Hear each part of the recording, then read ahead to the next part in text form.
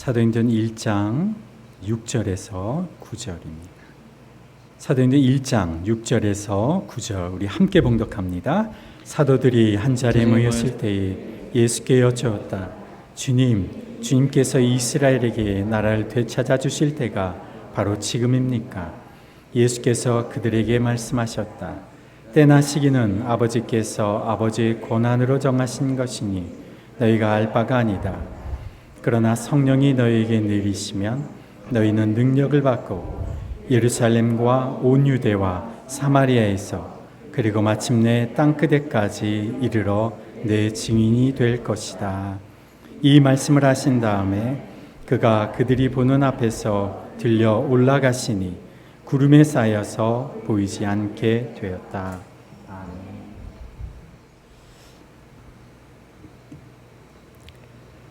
1950년에 한국 전쟁이 있었습니다. 여기 참전한 우리 외국 군인들을 직접 만나서 인터뷰하고 그분들의 사진을 찍는 사진 작가가 있습니다.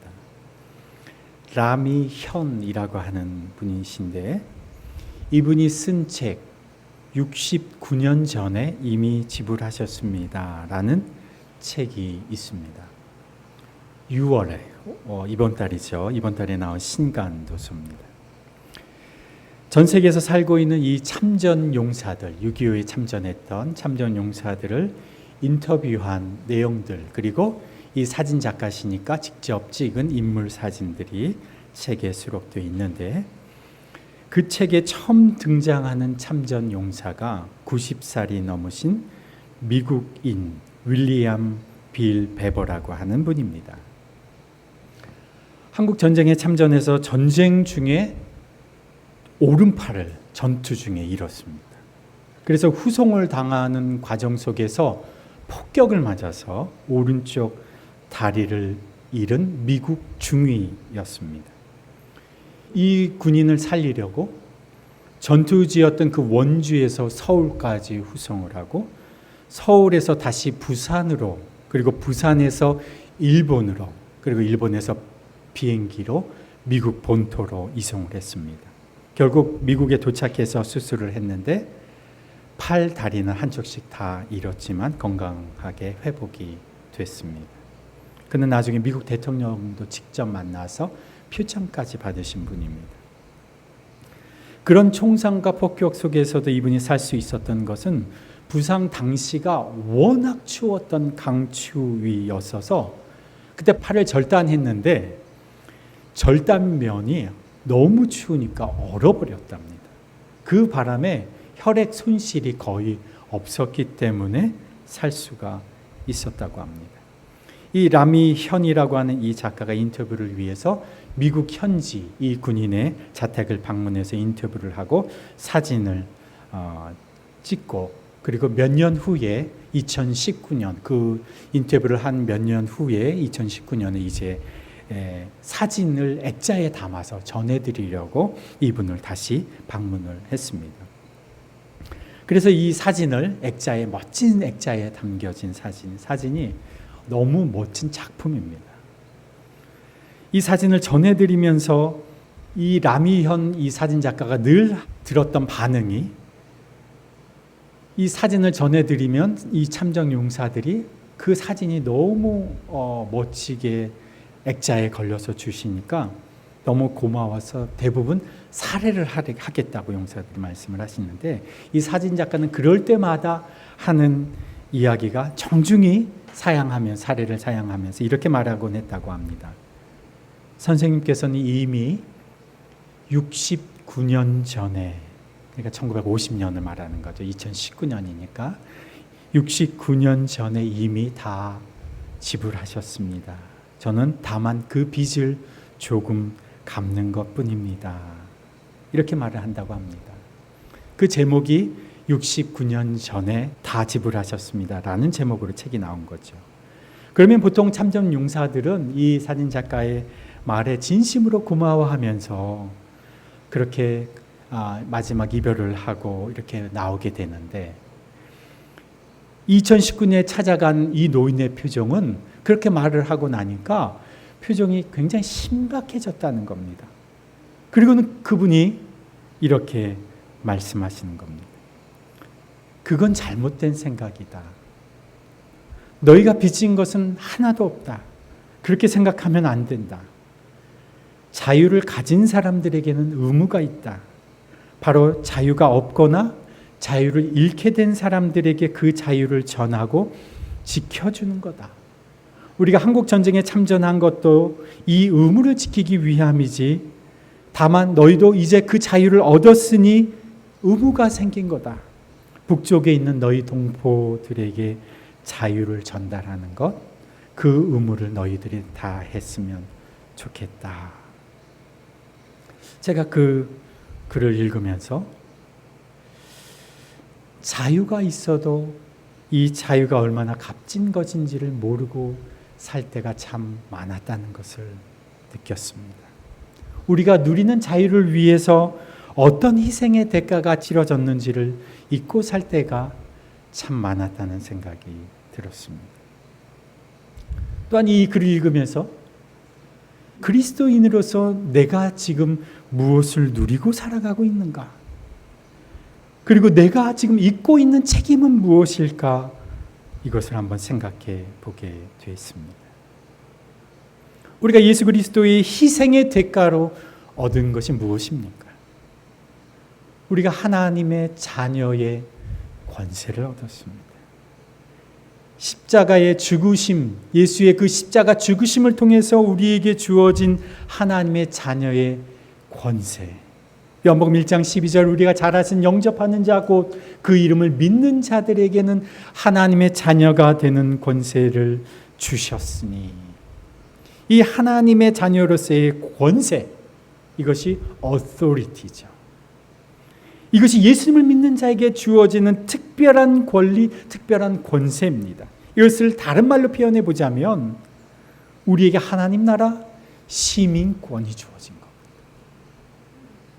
이 하나님 나라 시민권이 있는 사람은 하나님 나라에 들어갈 수가 있게 되는 겁니다.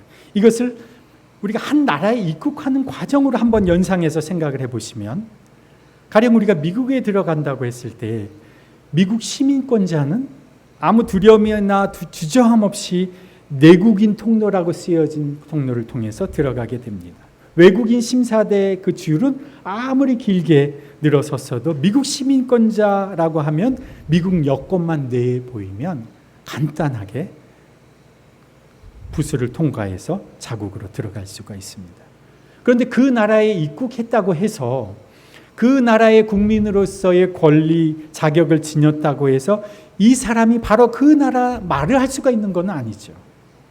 미국 언어, 미국 문화, 도착한 그 지역의 지리를 알아야 그 나라 사람으로서 살아갈 수가 있는 겁니다. 내 나라라고 내가 들어갔는데, 권리가 있어서 내가 그곳에 들어갔는데 내 머무를 곳이 있어야, 내 집이 있어야 그곳이 내 고향이 되는 것이 아닙니까? 시민권이 있는 것과 실제 그 나라 사람으로서 살아가는 것과는 다르다는 겁니다. 시민권이 있지만 한마디도 그 나라 말을 못하고 이민을 떠나온 이전 나라의 그 습관과 문화대로 타국에서 살아가는 사람도 얼마든지 있습니다. 권리가 있다고 해서 그 나라 사람으로 살아갈 능력이 다 갖춰져 있는 건 아니라는 것입니다. 이것은 영적인 삶에서도 마찬가지입니다. 예수님을 믿기 때문에 하나님 나라 백성으로 살아갈 권리를 우리가 얻었는데, 우리가 그런 어소리티를 받았는데 실제로 하나님 나라 백성으로서의 누려야 할 것들을 하나도 누리지 못하고 살아가는 사람들이 있다는 것입니다. 예수님 믿고 하나님 자녀로서의 살아갈 권리 받았는데 실제 삶에서는 말이 안 통하는 겁니다. 하나님 나라 자녀의 권리는 받았는데 하나님 나라 언어를 알아듣지 못합니다. 하나님 나라 문화를 이해하지 못합니다. 하나님 나라 법도 알지 못합니다. 하나님 나라의 백성으로서의 책임과 의무도 무엇인지 모르고 살아가는 사람이 많다는 겁니다. 일명 무늬만 그리스도인인 셈인 것이죠. 얼마 전에 미국에 호랑이가 거리에 출몰한 적이 있습니다. 영락없는 호랑이인데 실제는 야생 생활을 해보지 않아서 사냥할 줄 모르는 애완동물입니다. 원숭이가 늑대가 와서 꼬리를 물고 개가 와서 짖어도 아무 대항을 하지 못하는, 어쩔 줄 모르고 당하고만 있는 마치 애완용 호랑이처럼 하나님의 아들 예수의 피값을 치르시고서 건져내신 우리의 인생, 이 하나님의 자녀로서 누릴 수 있도록 하나님께서 권세와 어서리티를 우리에게 주셨는데 이것이 얼마나 귀한지를 알지 못하고 살아가는 우리의 인생을 위해서 예수님은 자녀로서의 권리만 주신 것이 아니라 우리에게 능력까지도 주셨다는 겁니다. 사도행전 1장 6절에서 8절을 우리가 조금 전에 읽은 그 본문을 보면 제자들이 예수님께 물었습니다. 예수님이 말씀하신 하나님 나라, 그 이스라엘 백성이 차지할 그 하나님 나라가 완전히 이 땅에 임하는 때가 지금입니까? 이렇게 묻는 겁니다. 지금 이스라엘 백성들이 기다리고 있었습니다. 하나님의 나라 백성으로 살아갈 권리가 부여되어 있어서 그것을 가지고 있는데 그러면 이제 그 하나님 나라가 여기 임하는 겁니까? 라고 제자들이 예수님께 묻는 것이죠. 그런데 예수님께서 그 하나님 나라가 지금 여기에 완전히 임하느냐 그렇지 않느냐는 그건 하나님 소관이니 하나님께 맡겨두고 내가 너희에게 알려주는 것은 이것이다. 하나님 나라 백성으로 실제적으로 너희들이 살아가는 법을 내가 가르쳐 주겠다라고 말씀하시면서 8절에 말씀하시는 거죠. 8절 함께 읽습니다. 1장 8절 시작. 성령이 너희에게 내리시면 너희는 능력을 받고 예루살렘과 온 유대와 사마리아에서 그리고 마침내 땅 끝에까지 이르러 내 증인이 될 것이다. 무늬만 그리스도인으로 살아가지 않도록 하기 위해서, 권리만 가지고 살아가지 않도록 하기 위해서 실제적으로 살아가는 방법으로 예수는 우리에게 성령을 보내주시는 겁니다. 이 성령이 임하시면 능력을 받습니다. 왜냐하면 성령이 능력의 영이시기 때문에 그렇습니다.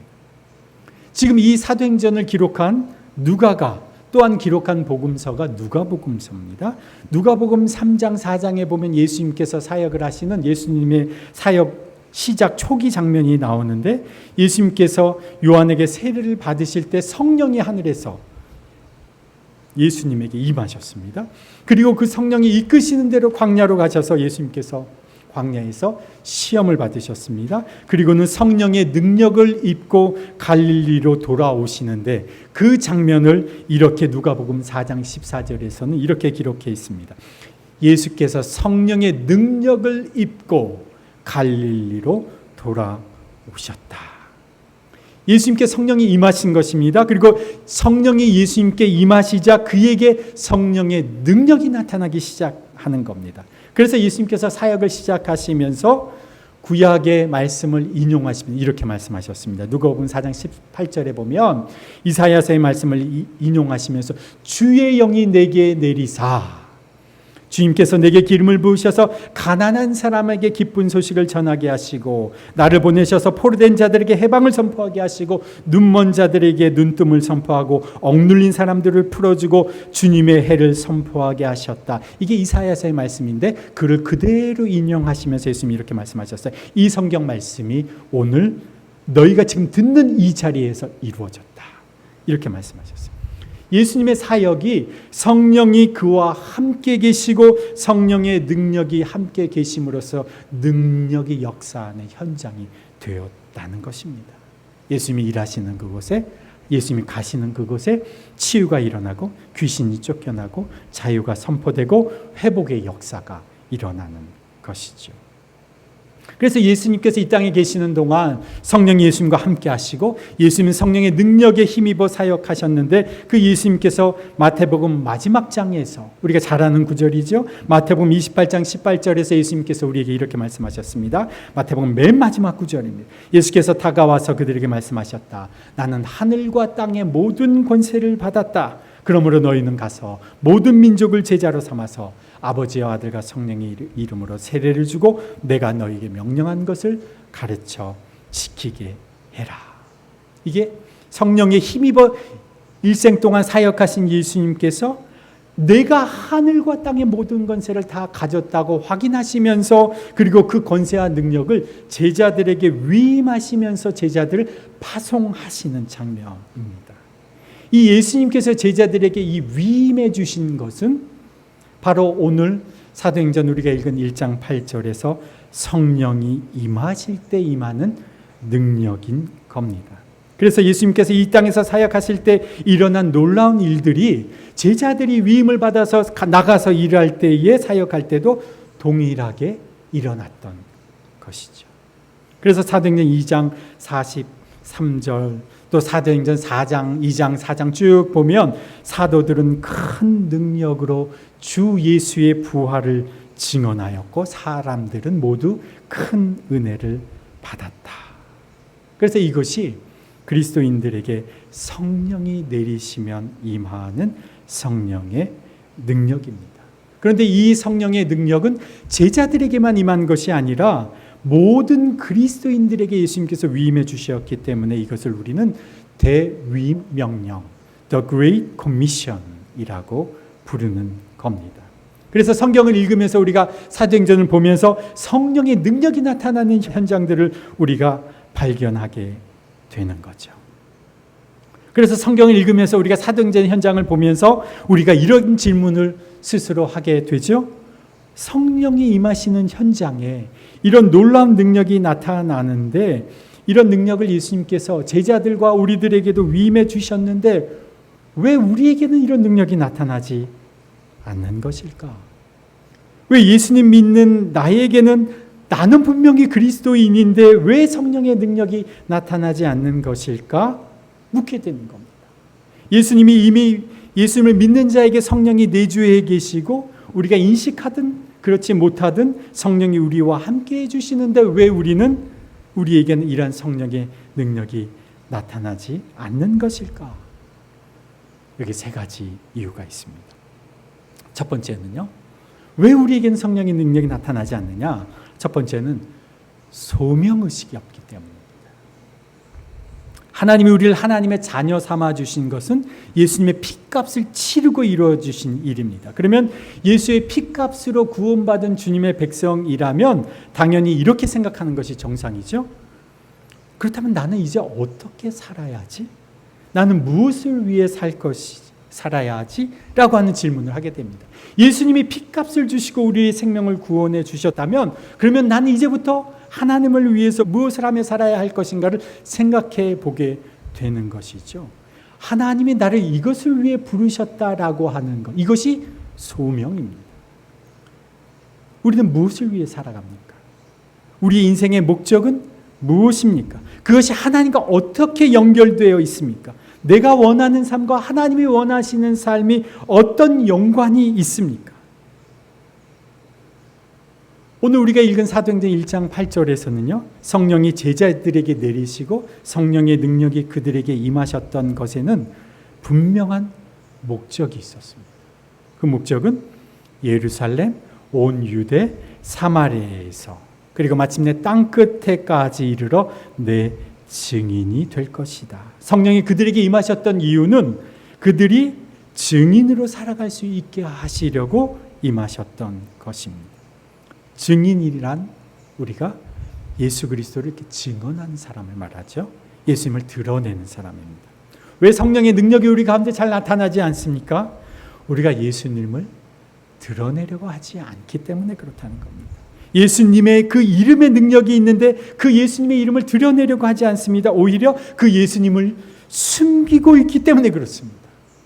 내가 예수님을 믿는 사람으로 드러날까 봐 많은 사람들이 요즘에는요. 예수 믿는다는 사실을 말하지 않습니다. 숨깁니다. 나중에 사람들이 놀랄까 봐 그런가 봐요. 그 사람이 예수님을 믿는다고? 아마 사람들이 놀랄까 봐. 그런데 예수님을 믿는다고 드러내는 사람은요. 최소한 그 예수님의 이름에 부끄럽지 않은 삶을 살려고 애쓰는 사람입니다. 증인은요, 예수님을 드러내는 사람입니다. 예수를 증언하는 사람입니다. 그런데 많은 사람들이 숨기고 삽니다. 예수님이 예수의 증인으로 살라고 했는데 많은 사람들이 마치 예수의 피해자인 것처럼 살아갑니다. 많은 사람들이 사실 피해자에 가깝습니다. 예수의 이름이 부끄럽습니다. 이런 사람에게는 성령의 능력이 나타날 수가 없습니다. 예수님을 자랑스러워하고 예수님을 드러내려고 하고 예수님을 증언하려고 하는 사람에게, 여기에 목적을 두고 살아가는 사람에게 성령이 능력으로 역사하시는 겁니다.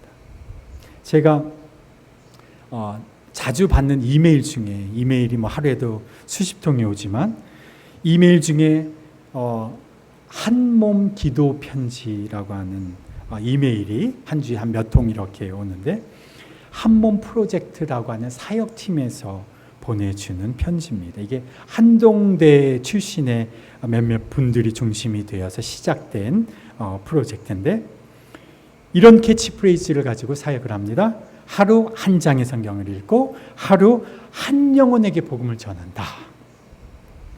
그러면 사람들이 어떻게 하루 한 사람에게 복음을 전할까? 부담을 가질 수가 있는데 아주 쉽습니다. 어떻게 하루 한 사람에게 복음을 전하느냐?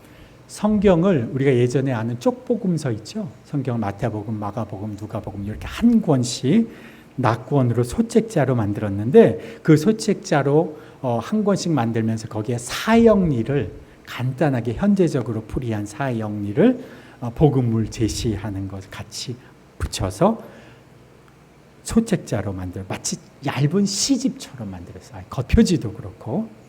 그래서 이걸 신청하면 10,000원을 내면 10권을 보내줍니다. 10권을 보내주는데 그것을 어떻게 넣냐면 내가 일하는 직장 사업장에 이렇게 거기다가 비치대까지 같이 보내주는데 거기다 꽂아 놓는 겁니다. 그리고 사업장에서는 하루 오시는 손님 중에서 처음 오시는 손님에게 이것을 선물로, 오늘 첫 손님에게 드리는 선물입니다 라고 선물을 드리는 거죠. 그러면 그 사람은 이제 거기에 사복음서의 한 권, 쪽복음이 하나 들어가 있고, 그 다음에 복음의 내용, 간략하게 설명한 내용을 선물로 받게 되는 거죠. 그분이 말씀을 통해서 복음을 한 번이라도 읽어볼 수 있도록 그렇게 제공해 드리는 거예요. 제가 아마 이제 곧 이번 주 중에 제가 3층에도 좀 비치해 놓을 건데, 하루 한 영혼에게 복음을 전할 수 있도록, 증인으로 살 수 있도록 돕는 겁니다. 우리가 증인으로 사는 삶은 성직자, 목사, 사역자에게만 주어진 것이 아니라 모든 그리스도인들에게 위임된 하나님의 명령이라는 것입니다. 우리를 부르신 목적이 바로 이것입니다. 이것이 우리의 소명입니다. 하나님이 우리에게 성령을 내려주시고, 그리고 성령의 능력으로 함께 하시는 이유는 우리가 예수의 증인으로 살아갈 수 있도록, 소명자로 살아갈 수 있도록 하게 하시려는 겁니다. 그래서 예수 그리스도의 증인으로 살아가려는 자에게 성령의 능력이 나타나게 되어 있습니다. 한번 따라해 보실까요? 내가 살아가는 이유는 예수 그리스도의 증인으로 살기 위함이다. 예수 그리스도의 증인으로 살아가는 사람에게 성령의 능력이 나타나는 겁니다. 성령의 능력이 나타나지 않는 이유는 증인으로 살도록 부르신 그 소명의 삶을 살지 않기 때문에 그렇습니다. 성령의 능력이 나타나지 않는 두 번째 이유는 많은 사람들이 먹고 사는 문제에서 헤어나지 못하기 때문에 그렇습니다. 저희가 모세오경 성경 읽기를 하면서 출애굽기 그리고 민수기를 통해서 우리가 끊임없이 이스라엘 백성들이 하나님 앞에 불평했던 것이 있습니다. 물이 없다. 하나님께서 반석에서 바위에서 물이 나게 해 주셨습니다. 끊임없이 이들이 하는 불평이 먹을 것이 없다. 하나님께서 이들에게 배불리 먹을 수 있도록 아침마다 만나를 주셨습니다. 그랬더니 이 사람들 하는 불평이 또 뭔지 아십니까? 만나가 질린다. 고기 좀 먹고 싶다. 그래서 하나님께서 그들에게 메추라기도 제공해 주셨습니다. 그들이 실컷 먹고도 남을 만큼 메추라기를 계속 제공해 주셨어요. 그래도 그들의 불평은 그치질 않습니다. 그들은 끊임없이 먹고 사는 문제에 휘둘려 사는 사람들입니다. 먹고 사는 문제에서 헤어나지 못하는 이들은 아무도 하나님이 목적하신 가나안 땅에 들어갈 수가 없습니다. 먹고 사는 문제가 쉬운 문제는 아니죠. 간단한 문제는 아닙니다. 만만한 문제가 아닙니다. 그렇기 때문에 예수님께서 우리에게 단단히 일러두셨습니다. 누가복음 12장 28절에 보면 믿음이 적은 사람들아 오늘 들에 있다가 내일 아궁이에 들어갈 풀도 하나님께서 그와 같이 입히시거든 하물며 너희야 얼마나 더 잘 입히지 않으시겠느냐. 그러므로 너희는 무엇을 먹을까 무엇을 입을까 무엇을 마실까 염려하지 말아라. 이런 것들은 다 이방 사람들이 추구하는 것이요 너희 아버지께서는 이런 것들이 너희에게 필요하다는 것을 아신다. 그러므로 너희는 그의 나라와 그의 의를 구하여라. 그리하면 이 모든 것들 너희 먹고 사는 거 입고 사는 거 이 모든 것들 너희에게 더하여 주실 것이다. 먹고 사는 문제 그리 만만한 문제가 아닙니다만은 그러게 예수님께서 우리에게 말씀하신 겁니다. 너는 내가 원하는 삶을 살아라. 그러면 네가 원하는 그 필요한 그것은 내가 다 제공하겠다. 우리 자신의 힘으로요 먹고 사는 것 이거 결코 쉽지 않습니다. 먹고 사느라 동분서주하며 살아갑니다. 그런데 그리스도인들도 세상 사람들과 똑같이 먹고 사는 그 문제에 휘둘려 살아가기 시작하면 성령의 능력이 나타날 수가 없습니다. 그리스도인들은요 주님이 먹고 사는 문제를 책임져 주십니다. 그러니 똑같이 일하지만 먹고 살기 위해서 일하는 게 아니라 나를 통해서 그리스도가 드러나게 하시려고 일하는 겁니다. 똑같이 일하지만 다릅니다. 관점이 달라요. 세상 사람들은 먹고 살기 위해서 그거 일하는 겁니다. 그러나 그리스도인들은 하나님이 먹여주신다고 하는 이것에 대한 신뢰가 있어야 되는 겁니다. 그렇기 때문에 비굴하지 않습니다. 내가 하는 그 일에서 하나님이 어떻게 일하실까를 고민하면서 나를 통하여 일하시는 하나님의 일로 내 직장과 사업의 일을 감당하는 겁니다. 그런데 이런 분들이 꼭 계십니다. 먹고 사는 일 좀 해결되고 나면 그때 주님의 일 하겠다. 얼핏 생각하면 맞는 말 같지만 절대 그렇지 않습니다. 저는 제가 20대부터 이런 말 하시는 분을 압니다. 그분이 지금 제가 50대가 됐습니다. 그분이 아직도 똑같은 말을 하십니다. 그분은 60이 넘으셨는데도 지금 똑같은 말을 하고 계십니다. 먹고 살만 하면 그때 잘 믿겠다. 그게 함정입니다. 지금도 먹고 사는 일에 휘둘려 하나님과 전혀 상관없는 삶을 살고 계십니다. 지금 경제적으로 어려움이 있고 힘든 상황 가운데서도 우리는 무엇을 붙잡습니까? 하나님이 우리에게 주신 말씀을 붙잡고 기도합니다. 주님께서 걱정 말라고 하셨으니 저는 걱정하지 않습니다. 주님께서 채워주신다고 하셨으니 저는 걱정하지 않습니다. 어떤 사람들 이렇게 말씀하시는 분 계실 거예요. 저는 직장 생활을 하면 저는 사업가도 아니에요. 사업가는 여기저기에서 돈이 갑자기 들어올 수도 있지만 저는 직장 생활을 하니까 돈이 나올 데가 없습니다. 여러분 하나님의 능력을 제한하지 마십시오. 풀 한 폭이 없는 마른 광야에서 아침마다 하나님께서 아침 식사를 제공해 주신 분이십니다. 하나님을 신뢰하십시오. 그러면 걱정하지 않습니다.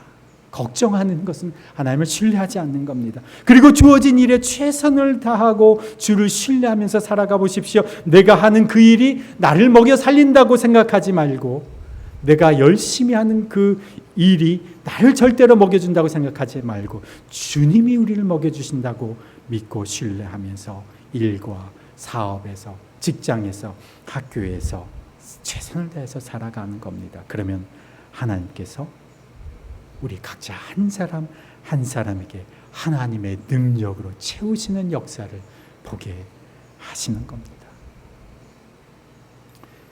이게 말은 쉽지만 여러분이 실제로 경험을 해보셔야 됩니다. 하나님이 채우시는 경험을 한 번만 해보고 두 번만 해보고 세 번만 해보면 그 하나님을 신뢰하게 됩니다. 성령의 능력이 나타나지 않는 것은요, 먹고 사는 문제에 우리가 늘 휘둘려 살기 때문에 그렇습니다. 또 한 가지 성령의 능력이 나타나지 않는 이유, 세 번째 이유는요, 우리가 우리 자신만 알기 때문에 그렇습니다. 요즘 신앙생활하는 사람들의 경향이 우리 자신에게만 집중되어 있는 경우를 우리는 너무 많이 보게 됩니다. 다른 사람에게 별 관심이 없습니다. 나만 잘 살면 되고 내가 은혜 받으면 되고 내 가족만 잘 살면 된다고 생각합니다. 그런데 신앙생활은 그렇지가 않습니다. 신앙생활은 공동체로서의 삶, 가족으로서의 삶입니다. 여러분, 가족이 무엇으로 엮여 있습니까? 무엇으로 엮여 있죠? 피로 엮여 있습니다. 혈연입니다. 우리를 묶어주는 것이 있습니다. 더 강력한 것이 있습니다. 이것은 예수 그리스도의 피지 않습니까? 우리 가족, 내 살부치, 내 자녀, 우리가 끔찍히 아끼는 피로 혈연으로 맺어진 관계라면 예수 그리스도의 그 거룩한 피로 맺어진 관계가 바로 교회 공동체라는 거죠.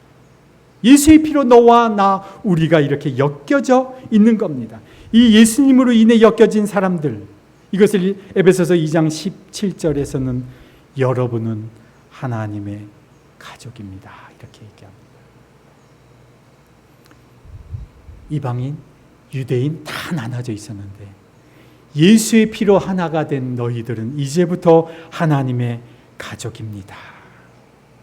여러분은 외국 사람도 아니고 나그네도 아닙니다. 예수 안에서 하나가 된 하나님의 가족입니다. 이렇게 하나가 되어서 연결되어서 주님 안에서 자라고 성전이 됩니다. 그리스도 안에서 여러분도 함께 세워져서 하나님이 성령으로 거하실 처소가 됩니다. 에베소서 2장 17절 이하의 말씀입니다. 나 자신만 아는 사람, 내 가족만 아는 사람은 하나님이 역사하시지가 않습니다. 함께 세워져서 함께 자라나야 하나님의 성령이 그 안에서 역사하시는 겁니다. 한번 우리 옆에 분들 한번 그렇게 얘기해 보실까요? 당신이 내 가족입니다. 한번 이렇게 해보시죠. 당신이 진짜 가족기는 안 하셔도 되고, 예. 그래서 예수 안에서 가족임을 서로 인식할 수 있는 가장 좋은 방법이 무엇입니까? 이것은 서로를 위해서 기도해 주는 겁니다. 기도하면요, 가까워집니다. 기도하면 관심이 생기기 마련입니다. 기도하면 그리스도 안에서 서로 통하게 되어 있습니다. 그래서 여러분이 가장 기도 많이 해줘야 할 사람은 누구일까요? 누구일까요? 여러분이 가장 기도 많이 해줘야 할 사람은 누구일까요? 다 이런 거는 다 물론 서로 위해서 기도해. 한 사람을 지목하면 누구일까요? 예, 저를 위해서 기도해 주셔야 돼요. 왜 저를 위해서 가장 많이 기도해 주셔야 될까요? 늘 사탄과 마귀의 공격의 우선 대상이 되고 시험의 첫 번째 대상이 되는 사람이 바로 저이니까 그렇습니다. 저희가 지난주에 지난주인가요? 공동체위원회 때 우리가 다음 분기를 준비하면서 하나님께서 이제 저희가 이제 여름이 지나면 여기에 계약도 이제 만료가 됩니다. 그러면 하나님께서 우리를 이끌어 가시는 새로운 길에 대한 기대와 기도가 이미 시작됐습니다. 저는 개인적으로 그 전부터 이제 하나님 기도하게 하실 땐 뭔가 새로운 것들을 이제 준비하게 하시거든요. 그런데 이때는요, 꼭 시험이 딱 앞에 옵니다. 지난주인가요? 저희가 이제 하나님, 우리를 통하여 하나님 하시려고 하는 새로운 놀라운 일들을 또 이끌어 가실 텐데 하나님, 우리가 어떻게 기도를 준비해야 합니까? 라고 기도하고 있는데 시험이 딱 오는 거죠.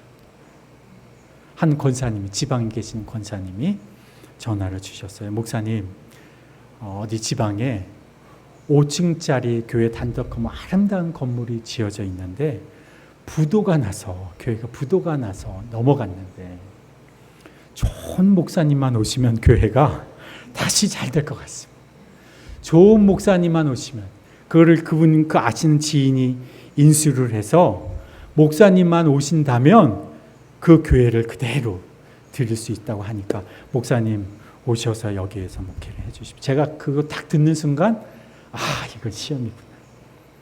저희가 영국에서 사역을 할 때, 저희가 영국 교회에서 사역을 처음 시작하게 될 때, 그때 영국 지역 교회에서 주님, 어떻게 우리가 사역을 시작해야 될까요? 막 기도하고 있을 때 그때 왔던 시험도 그런 시험이세요.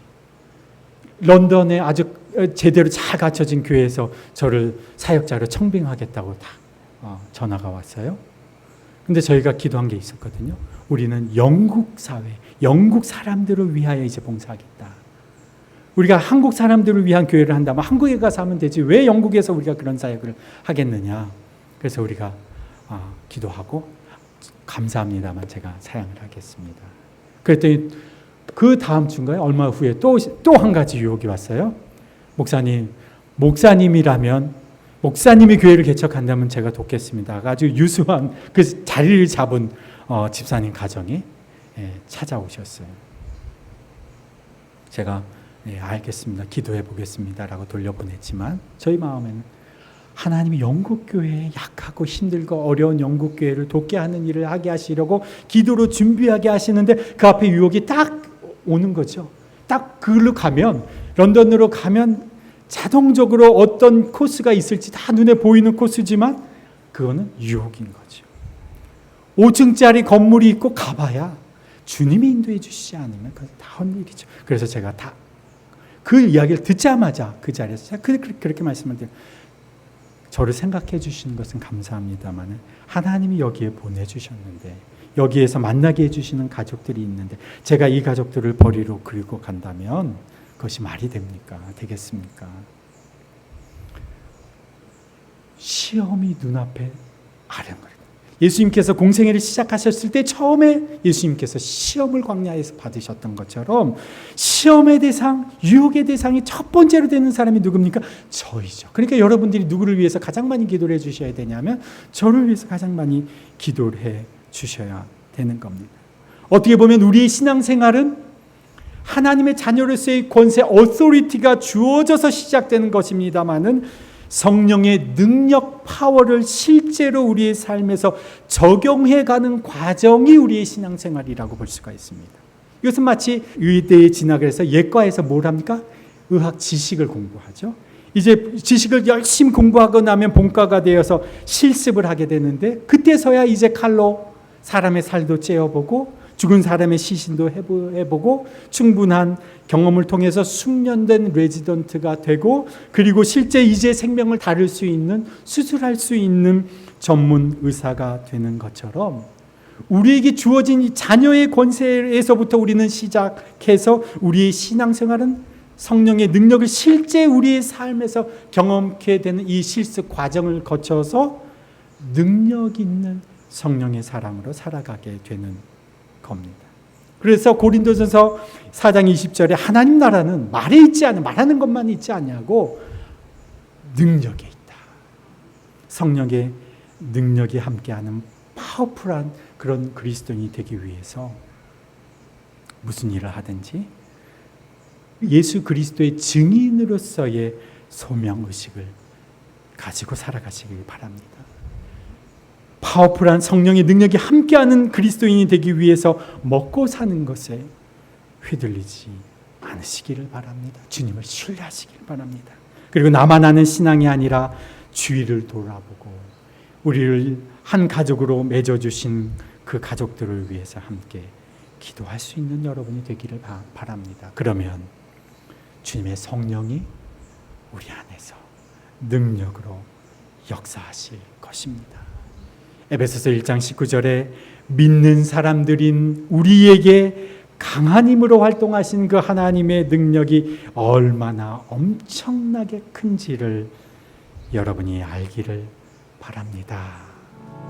하나님 아버지, 주님이 우리를 구원하여 주셔서 하나님의 자녀가 되었음에도 주님의 부르심에 대한 소명이 없이 살아왔습니다. 증인으로서의 삶을 살아왔던 것이 아니라 마치 피해자인 것처럼 살아왔습니다.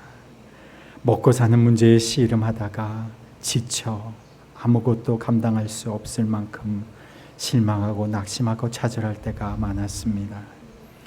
나만 생각하며 주위와 이웃을 둘러보지 못하며 살아왔습니다. 주님, 이제 우리의 삶을 돌이켜 주님이 원하시는 증인의 삶을 살기 원합니다. 주님의 공급하심을 믿고 주님을 우선하는 삶을 살기를 원합니다.